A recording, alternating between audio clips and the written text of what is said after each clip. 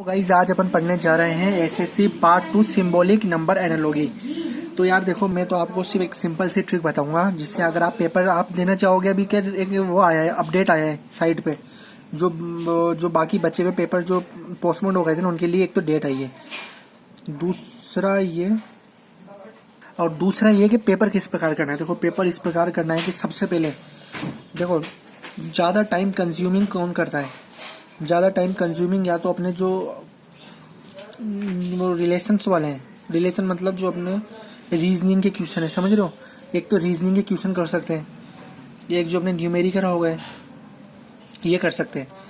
तो इन चीज़ों को सबसे पहले करना है, और जो बाद में जो हिस्ट्री के क्वेश्चन आएंगे ना, वो चीज़ करनी है बाद में। तो अब देखो, पेपर कितने घंटे का आएगा। तो पेपर आएगा 50-50-50, मतलब देखो इंग्लिश के 50 आएंगे। बात करते हैं किस प्रकार अपन को पेपर करना है, कि क्लियर करना है। मान लो जैसे अगर अपन को कुछ भी नहीं आता, अपन आज ट्राई कर रहे हैं, तो किस प्रकार फिर अपन पढ़ते हैं। इंग्लिश में कितने आएंगे, मैक्सिमम 50 मार्क्स। जनरल इंटेलिजेंट के 50, क्वालिटी एप्लीट्यूड क्वांटिटेटिव एप्लीट्यूड के आएंगे 50, और जनरल अवेयरेंस के आएंगे 50 मार्क्स हैं ये।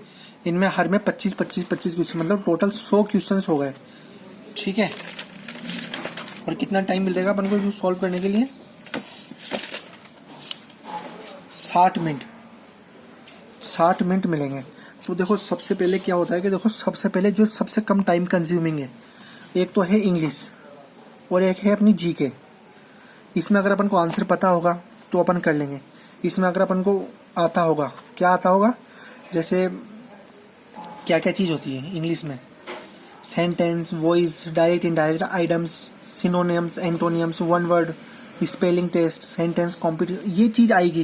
देखो, ये चीज़ तो अपन तुरंत हो सकती है, अपनी वोकेबुलरी अच्छी है। जीके के अंदर इतिहास तो चेंज करोगे नहीं, वो पता होगा तो खरीदने टिक करोगे। तो 25-25 मिनट।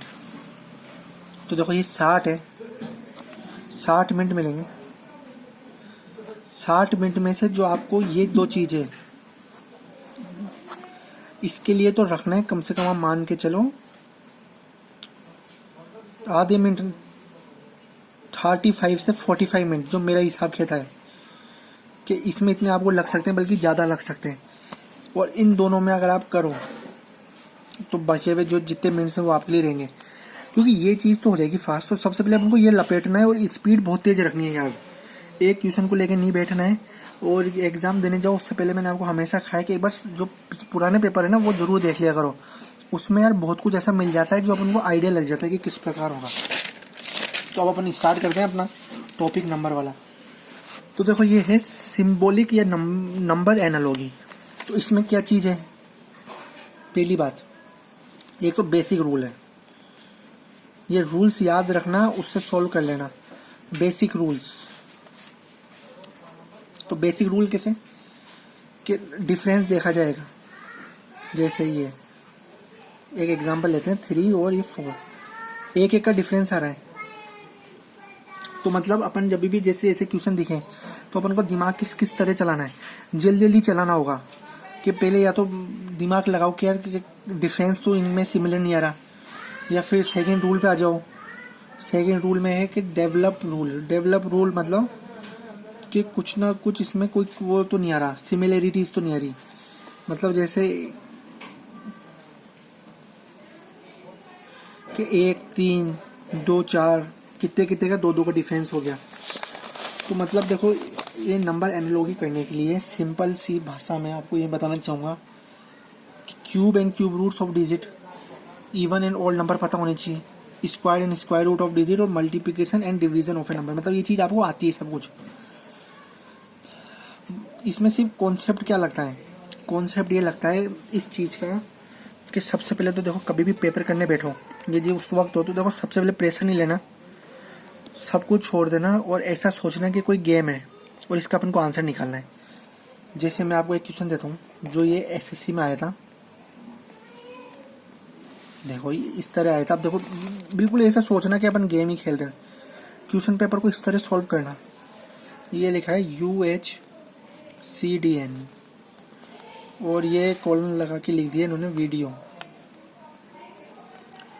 ठीक है, ये UHCDN फिर VIDEO, फिर उन्हें ये लगाया 4 डॉट, फिर लिख रखा है OKZXDQ।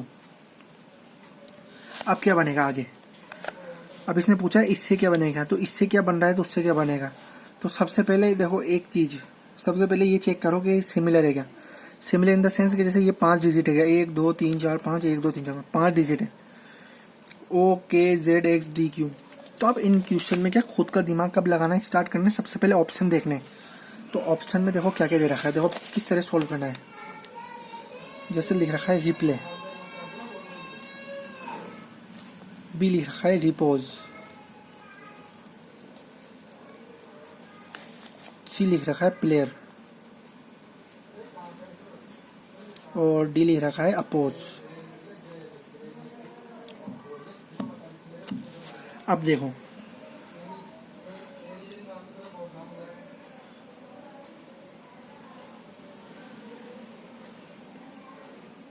जैसे अगर अपन ये लॉजिक लगाएं इसमें कि ओ के लिए एन बन रहा है, समझ रहे हो कि मतलब अगर ओ है तो एन स्टार्ट लेटर एन से स्टार्ट हो रहा है, तो अपन ने इसका लॉजिक लगाया कि ओ से एन हो रहा है, तो मतलब इधर एन से स्टार्टिंग वर्ड है नहीं, तो मतलब ये लॉजिक तो फेल हो गया कि सिमिलर वाला।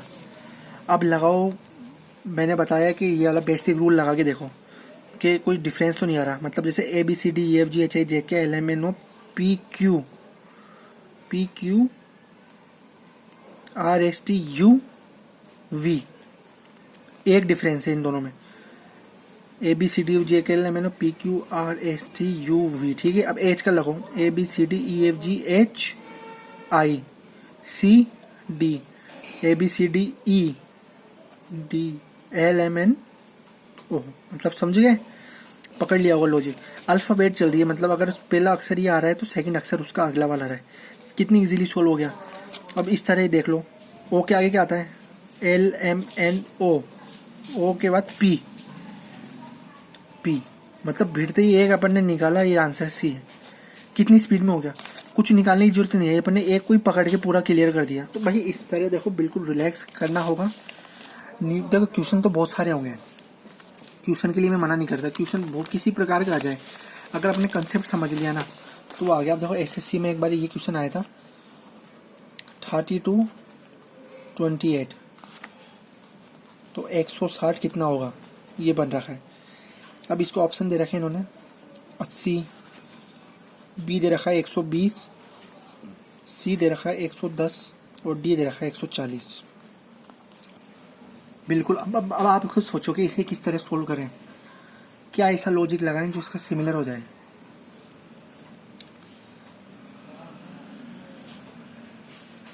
कि 32 28 है तो 160 140, तो सबसे पहले अगर अपन माइनस करके देखें कि 28 में से 32 गया है तो कितने बचे, 4।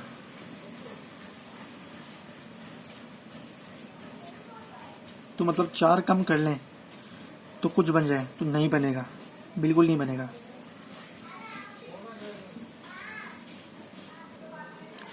तो अपन ने लॉजिक देखा कि 4 से डिफरेंस आ रहा है, 4 से डिफरेंस आ रहा है। देखो इस तरह सोचो कि 4 से डिफरेंस आ रहा है, तो देखो अपन को क्या 32 है, 32 है और अपन को क्या 28 मिल रहा है। या तो कुछ मल्टीप्लाई हो रहा होगा, या कुछ डिवाइड हो रहा होगा, या कुछ सब्ट्रैक्ट हो रहा होगा। वही चीज़ अपन इसमें फॉलो करते जाएंगे। समझ लो किस तरह, जैसे मान लो देखो 4 का डिफरेंस था,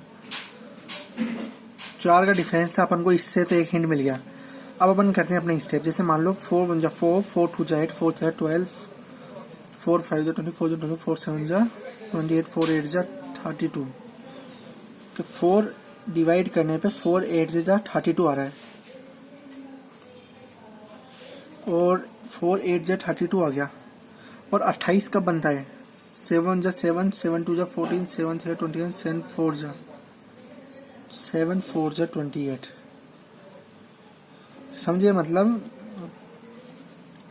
ये तो वही रूल हो गया यार जो अपन करते हैं कि डिवाइड करने पे तो वो आ रहा है, मतलब 4 से डिवाइड करने पे 8 आ रहा है, और मल्टीप्लाई करने पे 28 आ रहा है।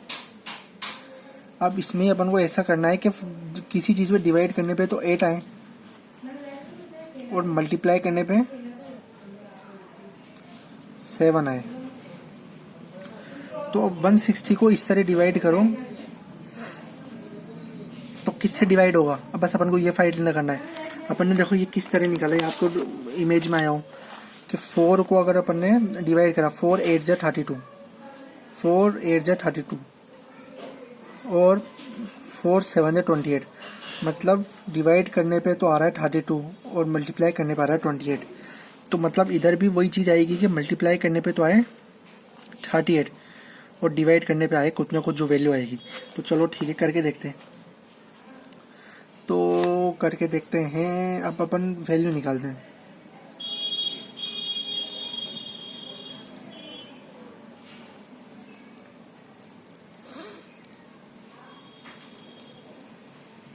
तो वैल्यू निकलेगी 484 अगर 160 से चल जाए मान लो। अब देखो भाई, बिल्कुल कुछ भी नहीं था क्वेश्चन में। अगर आपने बिल्कुल सही ढंग से अगर गौर से देखा हो कि 8 को जब डिवाइड करा तो 4 आया, मतलब ऊपर से डिवाइड करा तो 4 आया। इसको डिवाइड कर दो यार, 8 2 जा 16 0, ऐसे ही करा तो बीच में लिखा और इससे मल्टीप्लाई करा तो 28 आया। तो इससे मल्टीप्लाई कर दो, 7 2 जा 14, 140 डी पे टिक मार दो। तो यार बस क्या है, देखो टाइम कंज्यूम अपन को नहीं करना। मैं आपको हमेशा कहूँगा कि क्वेश्चन कैसा भी घुमा के आ जाए, रीजनिंग को हर दिमाग से हर एंगल से सोचना। देखो न्यूमेरिकल में कितने भी करा दूँ उससे कुछ फर्क नहीं पड़ता, लेकिन मैं जो ये ज्ञान दे रहा हूँ कि किस तरह अपन को सोचना है, किस तरह फाइट करनी है पेपर के लिए, वो इम्पोर्टेंट है। तो आज के लिए सिर्फ देखो इस बात में अपने सिंबॉलिक नंबर एनालॉजी अपने कर लिया। अब इसके जो क्वेश्चंस हैं वो क्वेश्चंस आपको कहीं भी किधर भी मिल सकते हैं। तो आप देखो ओल्ड पेपर्स डाल लो, कोई बुक हो गया तो बुक रेफरेंस ले लो और इसको सोचो कि किस तरह कौन सा रिलेशन बनता है। एनालॉजी होता है रिलेशन, वो कुछ ना कुछ हमेशा याद रखना। स्टेप फर्स्ट क्या है, एक बार रिलेशन पकड़ लिया ना हमने एक भी चीज़ का तो वो क्लियर है आपकी। रिलेशनशिप्स पकड़ लो बस इन क्वेश्चनों में, कहीं नहीं जाएंगे छोड़ के। तो ये आज के लिए इतना ही था और आप रेगुलर वीडियो डालेंगे, अपन पार्ट्स जल्दी जल्दी डालेंगे, कवर कर देंगे सारे।